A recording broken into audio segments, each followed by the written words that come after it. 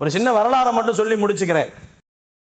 பெரிய பெரிய நிர்வாகிகளை பெருமானார் தேர்ந்தெடுத்தாங்க இல்லையா? உமர் ரலியல்லாஹு தேர்ந்தெடுத்தாங்க. 12 வருஷம் 11 வருஷங்கள் ஆட்சி செஞ்சாங்க இந்த நாட்டில். மதீனாவில் 11 வருஷம் ஆட்சி செஞ்சாங்க உமர் ரலியல்லாஹு.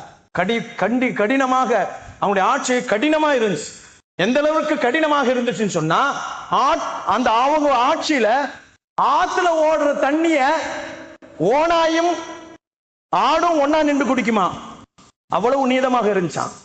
ஓனாய்க்கும் ஆட்டுக்கும் ஆகாது. ஆட்டை பார்த்தவனே ஓனாய் பிடிச்சு தின்றோம். அவ்வளவு பெரிய நீதமானவர்கள் தான் உமர் ரலியல்லாஹு அவர்கள். ஒரு தடவை என்ன செஞ்ச, ஒரு ஆடை ஓனாயை பிடிச்சு தின்றுச்சு. அப்பதான் கேட்டாங்க உமர் இறந்து போயிட்டாரான்னு. போய் பார்த்தா அவங்க உமர் மூத்தாயிட்டாங்க. உமர் ரலியல்லாஹுடைய நீதமான ஆட்சி 11 வருடங்கள் மிக கண்டிப்பாக நடந்தது. அவங்க விடமாட்டாங்க. ஊர் ஊரா சுத்தி, வீடு ஊரா போய் சுத்தி பார்ப்பாங்க, யாருக்கு என்ன பாதிப்பு இருக்கு, பசிச்சவங்க யார் இருக்காங்க, யார் நோயாளியா இருக்கிறாங்க, யார் தேவையுள்ளவர் இருக்காங்க, போய் பார்ப்பாங்க. பால்ல கூட தண்ணி கலக்க முடியாது உமர் ரலியல்லாஹுடைய காலத்துல. பால்ல கூட தண்ணி கலக்க முடியாது. இன்னைக்கு முடியுமா?